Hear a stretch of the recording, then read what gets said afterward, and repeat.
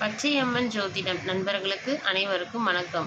இன்று நாம் காணவிருக்கும் பதிவு, சொந்த தொழில் செய்வோருக்கு யாருக்கு லாபம் வெற்றி அமையும், யார் சொந்த தொழில் செய்வார் என்பதை நம்ம பார்ப்போம்.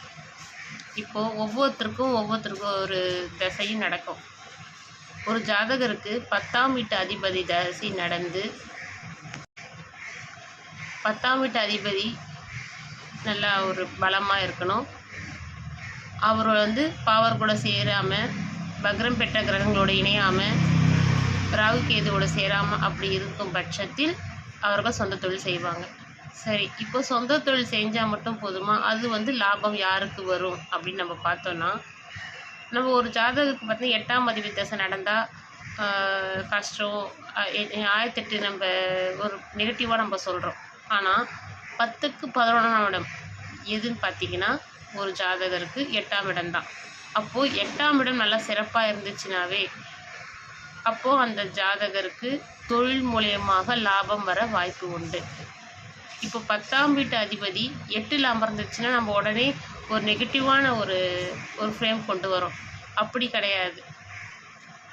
10ஆம் அதிபதி 10க்கு 11ஆம் இடம் அப்படி இருந்துச்சுன்னா கண்டிப்பாக அந்த ஜாதகருக்கு லாபம் வரும், தொழில் மூலியமாக லாபம் வரும். சரி, நல்ல லாபம் வந்தால் மட்டும் போதுமா அப்படின்னு நம்ம எதிர்பார்த்தோன்னா, அந்த ஜாதகருக்கு கையில் பணம் நிற்கணும். அந்த பணத்தை ஒரு உபயோகமாக யூஸ் பண்ணணுன்னா, அந்த குடும்பத்துக்கு உதவணும்னா 2ஆம் பாவகம் அவங்களுக்கு நல்ல பலமாக இருக்கணும். அப்போது ஒரு ஜாதகருக்கு தொழில் செய்வோருக்கு 10ஆம் இடம் மட்டும் சிறப்பாக இருந்தால் போதாது. 10, 2, 8 இந்த பாவகங்களும் நல்ல அருமையாக இயங்க வேண்டும். தசாபுத்தி காலம் கை கொடுக்க வேண்டும். பாவர்களோடு சேராமல், வக்ர கிரகங்களோடு சேராமல் நல்ல அமைப்பாக இருந்துச்சுன்னா கண்டிப்பாக தொழில் செய்வோருக்கு லாபம் கண்டிப்பாக கிடைத்ததோடு மட்டும் இல்லாமல் அது உபயோகமாக இருக்கும்.